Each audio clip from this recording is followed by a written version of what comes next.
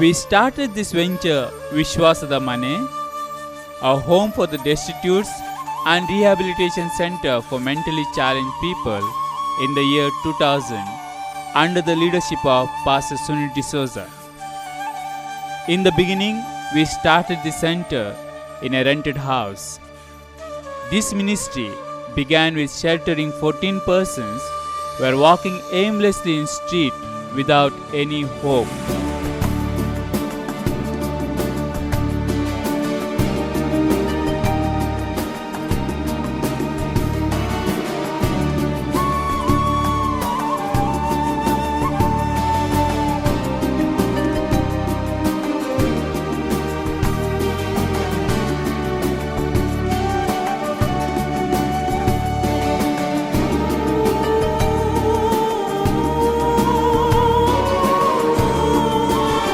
At present, we are about 200 inmates in our rehabilitation center.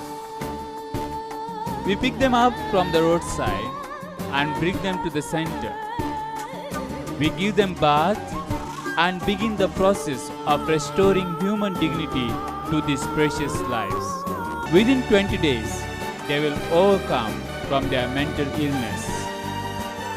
Then onwards, they will be trained in various trades like candle making, horticulture, cookery, etc. They spend 6 months to 1 year with us, and by then they will express their desire to rejoin their families. This is a difficult task indeed, because they are from different parts of India, and we make it sure that they will reach their home safely. We take them in a group of 8 to 10 to different states of India. We locate their homes and reach them in our own vehicle.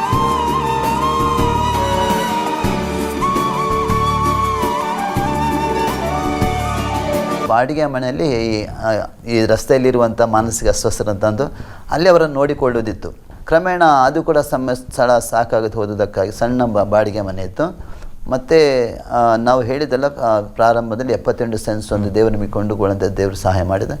ಆ ಸ್ಥಳ actually ತೆಗೆದುಕೊಂಡ ಉದ್ದೇಶವೇ ಆಶ್ರಮದ ಸೇವೆ ಮತ್ತು ಚರ್ಚಿನ ಸೇವೆಗಾಗಿ. ನಾವು ತೆಗೆದುಕೊಂಡ ಸ್ಥಳದಲ್ಲಿ ಒಂದು ಸಣ್ಣ ಕಟ್ಟಡವನ್ನು ಮಾಡಿ ಅದರಲ್ಲಿ ನಾವು ಏನು ಮಾಡಿದ್ವು, ಈ ಬಾಡಿಗೆ ಮನೆಯಿಂದ ಅಲ್ಲಿಗೆ ನಾವು ಸ್ಥಳಾಂತರ ಮಾಡಿದ್ವಿ ಈ ಸೇವೆಯನ್ನು ಕೂಡ. ಪ್ರಾರಂಭ ಮಾಡಿದ್ದೇ ಪುರುಷರಂತ ತಂದು ಹಾಗೆ ಅವರನ್ನು ಪ್ರಾರಂಭ ಮಾಡಲಿ ನೋಡಿದ್ದು. ಕ್ರಮೇಣ ಜನರ ಒತ್ತಡ ನಮಗೆ ತುಂಬ ಜಾಸ್ತಿ ಆಯಿತು. ಯಾಕಂದರೆ ನೀವು ಪುರುಷರದ್ದು ಮಾತ್ರ ಮಾಡ್ತೀರ, ಅನೇಕ ಸ್ತ್ರೀಯರು ಹೆಂಗಸರು ರಸ್ತೆಯಲ್ಲಿದ್ದಾರೆ, ಅನಾಥರಾಗಿದ್ದಾರೆ, ಅವ್ರು ಕೇಳುವವರಿಲ್ಲ, ಜನರು ಅವರನ್ನು ದುರುಪಯೋಗ ಪಡಿಸ್ತಾ ಇದ್ದಾರೆ ಅಂಥದ್ದೆಲ್ಲ ನಮ್ಗೆ ತುಂಬ ಒತ್ತಡ ಫಾಸ್ಟ್ಗೆ ಬಂತು. ಕ್ರಮೇಣ ಮತ್ತು ಅದರಲ್ಲಿ ಒಂದು ಪಾರ್ಟ್ ಮಾಡಿ ಅದರಲ್ಲಿ ಮತ್ತು ಸ್ತ್ರೀಯರನ್ನು ಕೂಡ ಈ ಸಂಸ್ಥೆಗೆ ನಾವು ತಂದು ಅವರಿಗೆ ಕೂಡ ಮತ್ತು ನಾವು ಆಶ್ರಯ ಮಾತ್ರವಲ್ಲ, ಅವರಿಗೆ ಬೇಕಾದ ವೈದ್ಯಕೀಯ ಅವರಿಗೆ ಏನೆಲ್ಲ ಅವಶ್ಯಕತೆ ಅದನ್ನು ಎಲ್ಲ ನಾವು ಸಂಸ್ಥೆಯ ಸಭೆಯಿಂದ ಕೊಡಲಿಕ್ಕೆ ನಾವು ಪ್ರಾರಂಭ ಮಾಡಿದ್ವಿ. ಸರಿಯಾಗಿ ತಂದೆ ತಾಯಿ ನೋಡಿಕೊಳ್ಳುವುದಿಲ್ಲ, ತಂದೆ ತಾಯಿ ಇಂಥ ಮಕ್ಕಳನ್ನು ನಾವು ನೋಡಲಿಕ್ಕೆ ಪ್ರಾರಂಭ ಮಾಡಿದ್ವಿ. ಹಾಗೆ ಅದರಲ್ಲಿ ಗಂಡು ಮಕ್ಕಳು ಇದ್ದಾರೆ, ಹೆಣ್ಣು ಮಕ್ಕಳಿದ್ದಾರೆ, ಅವರಿಗೆ ಬೇರೆ ಬೇರೆ ಆದ ಸ್ಥಳವನ್ನು ನಾವು ಮಾಡಿದೆವು. ಅಂದರೆ ಗಂಡು ಮಕ್ಕಳಿಗೆ ಒಂದು ಕಡೆಯಲ್ಲಿ, ಹೆಣ್ಣು ಮಕ್ಕಳಿಗೆ ಒಂದು ಬೇರೆ ಬೇರೆ ಶೆಲ್ಟರ್ ಅವರಿಗಾಗಿ ನಾವು ಪ್ರಾರಂಭ ಮಾಡಿದ್ವಿ. ಮತ್ತು ಕ್ರಮೇಣ ಏನು ಮಾಡಿದೆವು, ನಾವು ಪ್ರಾಯಸ್ಥರನ್ನು ನಾವು ತಂದು ಅವರನ್ನು ಕೂಡ ನೋಡುವಂಥ ಒಂದು ಅವಕಾಶ ದೇವರು ನಮಗೆ ತೆಗೆಸಿಕೊಟ್ಟ. ಹೀಗೆ ವಿವಿಧ ರೀತಿಯಲ್ಲಿ ಪ್ರಾರಂಭದ ಸೇವೆಯಿಂದ ವಿವಿಧ ದೇವರು ಒಂದೊಂದೇ ಕವಲು ಕೊಟ್ಟು ಈ ಸೇವೆಯನ್ನು ದೇವರು ವಿಸ್ತರಿಸಿಕೊಂಡು ಬಂದ.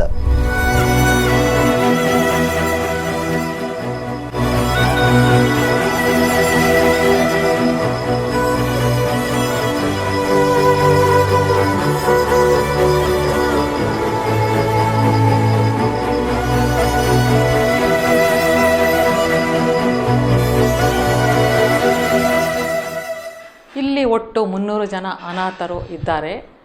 ವೈದ್ಯರ ಅನುಮತಿ ಮೇರೆಗೆ ಅವರಿಗೆ ಬೇರೆ ಬೇರೆ ಕೆಲಸಗಳನ್ನು ಕೊಡುತ್ತೇವೆ. ಒಂದು kettle making, 2 dairy farming, agriculture, fabricating work ಮತ್ತು ಸಣ್ಣ ಪುಟ್ಟ ಇನ್ನಿತರ ಕೆಲಸಗಳನ್ನು ಅವರಿಗೆ ನಾವು ಕೊಡ್ತಾ ಇರ್ತೇವೆ. ಇದರಿಂದ ಅವರು ಶಾರೀರಿಕವಾಗಿ ಹಾಗೂ ಮಾನಸಿಕವಾಗಿ ಆರೋಗ್ಯದಿಂದ ಇರುತ್ತಾರೆ. ಅವರು ಹೆಚ್ಚು ಕಡಿಮೆ 1 ವರ್ಷ ಇಲ್ಲಿ ಇರುತ್ತಾರೆ. ನಮ್ಮ ಸಂಸ್ಥೆಯು ಅವರ ಕುಟುಂಬದ ಪತ್ತೆ ಹಚ್ಚಿ ಅವರ ಮನೆಗೆ ತಲುಪಿಸುವ ವ್ಯವಸ್ಥೆಯನ್ನು ಮಾಡುತ್ತೇವೆ.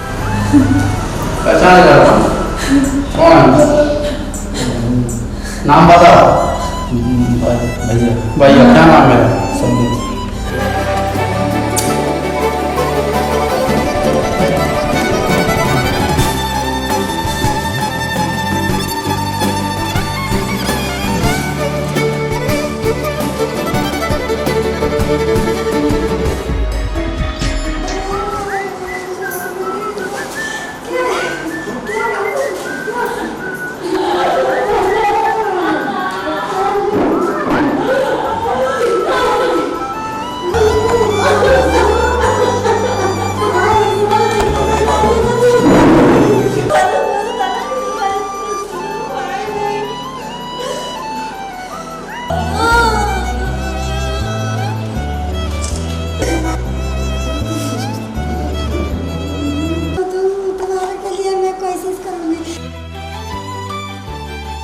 ಸುಮಾರು 18 ವರ್ಷಗಳ ಹಿಂದೆ ವಿಶ್ವಾಸದ ಮನೆ ಮಾನಸಿಕ ಅಸ್ವಸ್ಥರ ಪುನರ್ವಸತಿ ಕೇಂದ್ರ ಈ ಸೇವೆಯನ್ನು ನಾವು ಆ ದೇವರು ಕೊಟ್ಟಂಥ ದರ್ಶನದ ಮೇರೆಗೆ ನಾವು ಆರಂಭಿಸಿದ್ದೆವು.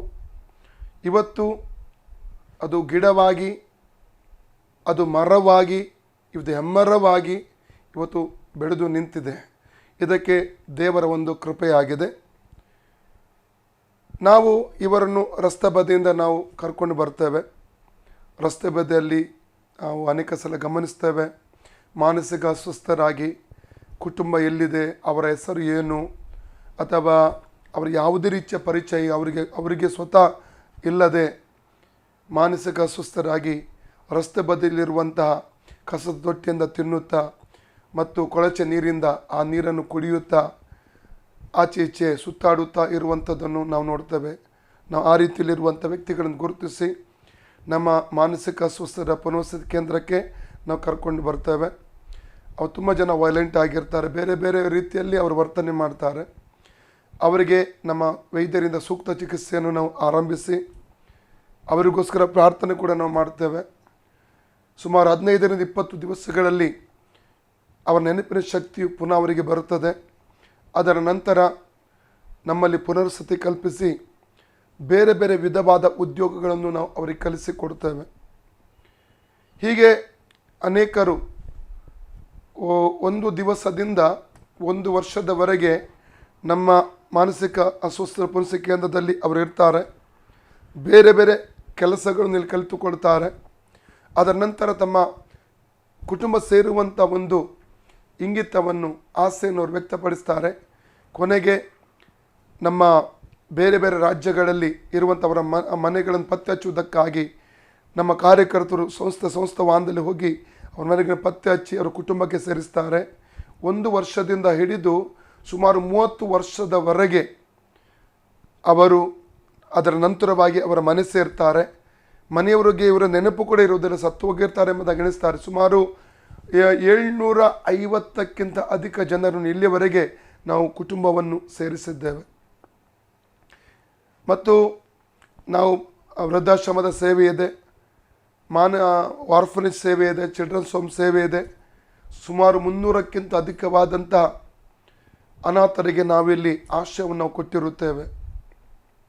ಮತ್ತು ಅವರಿಗೆ ಬೇರೆ ಬೇರೆ ಕೆಲಸಗಳನ್ನು ಕೊಡುತ್ತೇವೆ. ಕಾರಣ, ವೈದ್ಯರ ಒಂದು ಹೇಳಿಕೆ ಪ್ರಕಾರವಾಗಿ ಅವರಿಗೆ ಸುಮ್ಮನೆ ಕೂತ್ಕೊಳ್ಳಿಕ್ಕೆ ಬಿಡಬಾರದು. ಸುಮ್ಮನೆ ಅವರು ಕೂತ್ಕೊಳ್ಳುವುದಾದರೆ ಅವರು ಪುನಃ ಅವರ ಹಿಂದಿನ ಒಂದು ಅವಸ್ಥೆಗೆ ಹೋಗ್ತಾರೆ. ಕೆಲಸ ಕೊಡುವುದರಿಂದಾಗಿ ಅವರಿಗೆ ಮಾನಸಿಕವಾಗಿಯೂ ಶಾರೀರಿಕವಾಗಿಯೂ ಅವರು ಆರೋಗ್ಯವನ್ನು ಹೊಂದಿಕೊಳ್ಳುತ್ತಾರೆ, ಆ್ಯಕ್ಟಿವ್ ಆಗಿ ಚಟುವಟಿಕೆ ನಿರತರಾಗಿರುತ್ತಾರೆ. ಅದಕ್ಕಾಗಿ ಬೇರೆ ಬೇರೆ ಕೆಲಸಗಳನ್ನು ನಾವು ಕೊಡುತ್ತೇವೆ ಮತ್ತು ಕಲಿಸಿ ಕೂಡ ನಾವು ಕೊಡುತ್ತೇವೆ. ಹೀಗೆ ಅವರ ಮನೆಗೆ ಹೋಗುವಂಥ ಸಂದರ್ಭದಲ್ಲಿ ಅವರು ಸಂಪೂರ್ಣ ಗುಣಮುಖರಾಗಿ ಕುಟುಂಬ ಸೇರುವಾಗ ಏನಾದರೂ ಒಂದು ಕೆಲಸ ಅವರು ಕಲಿತುಕೊಂಡು ಹೋಗುತ್ತಾರೆ. ಈ ಒಂದು ಸೇವೆಯನ್ನು ಅನೇಕರು ಪ್ರೋತ್ಸಾಹಿಸಿದ್ದಾರೆ. 2015ರಲ್ಲಿ ಉಡುಪಿ ಜಿಲ್ಲಾ ಆಡಳಿತ ವತಿಯಿಂದ ಕರ್ನಾಟಕ ರಾಜ್ಯೋತ್ಸವ ಪ್ರಶಸ್ತಿ ಕೂಡ ನಮಗೆ ನೀಡಿದ್ದಾರೆ. ಅನೇಕ ಸಂಘ ಸಂಸ್ಥೆಗಳು ನಮ್ಮ ಸೇವೆಯನ್ನು ಗುರುತಿಸಿದ್ದಾರೆ. ತಮಗೆಲ್ಲರಿಗೂ ವಂದನೆ. ನಮ್ಮ ಸೇವೆಗಾಗಿ ಪ್ರಾರ್ಥನೆ ಮಾಡಿ ಮತ್ತು ತಮ್ಮ ಎಲ್ಲ ಸಹಕಾರ ನಾವು ಇನ್ನೂ ಕೂಡ ಮುಂದಕ್ಕೆ ಬಯಸುತ್ತೇವೆ. ಇದನ್ನು ಬೆಳೆಸಲಿಕ್ಕೆ ನಾವು ಬೆಳೆಸುತ್ತಾ ಇದ್ದೇವೆ. ಈ ಸಂಸ್ಥೆಯನ್ನು ಇನ್ನೂ ಅನೇಕ ಜನ ರಸ್ತೆ ಬದಲಿದ್ದಾರೆ. ಹೊಸ ಕಟ್ಟಡವನ್ನು ಕಟ್ಟುವುದಕ್ಕಾಗಿ ಎಲ್ಲ ಸಿದ್ಧತೆ ಮಾಡ್ತಾ ಇದ್ದೇವೆ. ಅದರ ಖರ್ಚು ಸುಮಾರು 2.5 ಕೋಟಿಗಳು. ಅದಕ್ಕಾಗಿ ದಯಮಾಡಿ ಪ್ರಾರ್ಥಿಸಿ ತಮ್ಮಿಂದ ಆಗುವಂಥ ಸಹಕಾರ ಕೂಡ ನೀಡಬೇಕಾಗಿ ತಮ್ಮಲ್ಲಿ ನಾವು ವಿನಂತಿ ಮಾಡ್ತೇವೆ. ಮತ್ತು ನಾವೆಲ್ಲರೂ ಒಟ್ಟಾಗಿ ಸೇರಿ ನಾವು ಸೇವೆ ಮಾಡೋಣ. ದೇವರಲ್ಲಿ ನಿಮ್ಮೆಲ್ಲರನ್ನು ಆಶೀರ್ವದಿಸಲಿ.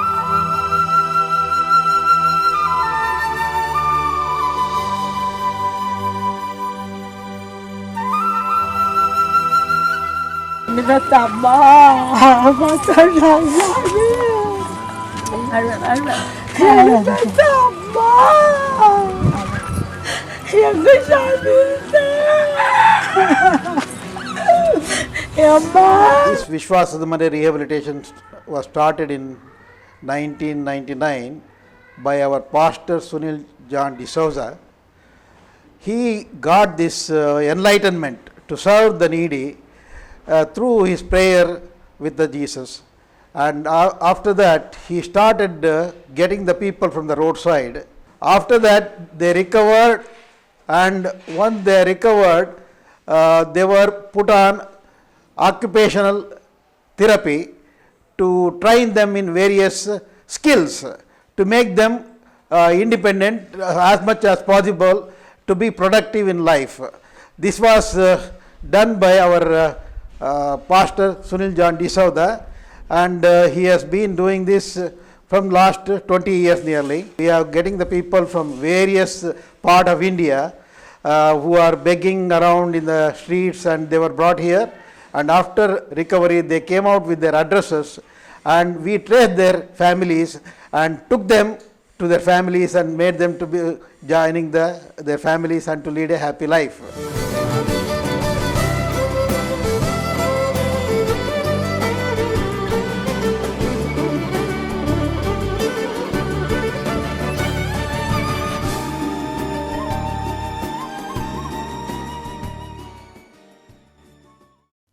We have the cases where some of our inmates were able to reunite with their families after 8 to 30 years.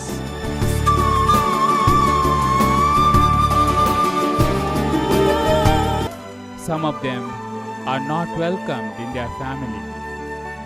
Therefore, we have begun an orphanage called Vishwasada Mane to shelter such persons. For their children and other orphan children, we have begun an orphanage called Vishwasada Mane Children's Home.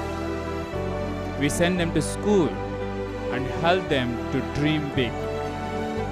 At present, we have 62 children in our orphanage.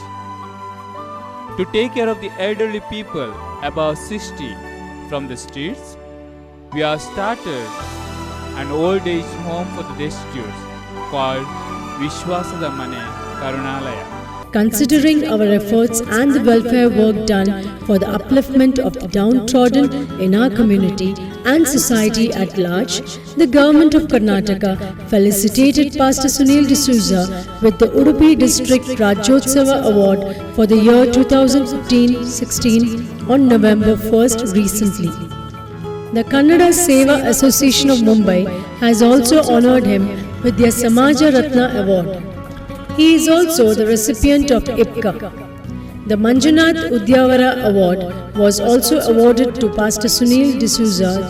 Likewise, the state political leaders, members of the Legislative Assembly, social welfare organizations and the local people at large have all recognized and appreciated the noble service rendered to the needy of our society by Pastor Sunil enormously. We were able to shelter these poor lives because of the generosity and the encouragement of the public. It costs around 9 lakh rupees a month run this venture. Please do come and visit our Vishwasaramane. You are always welcome to spend time with us and see the nature of our work. We kindly request you to contribute generously and help us to reach out many more lives.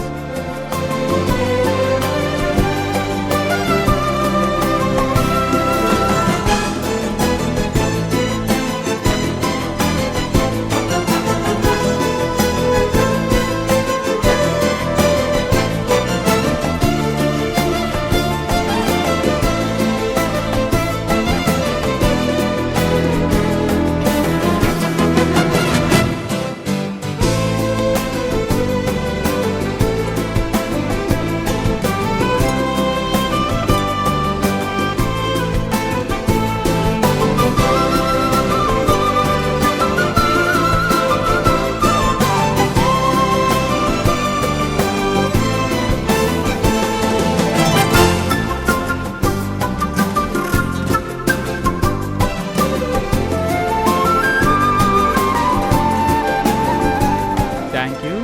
God bless you all.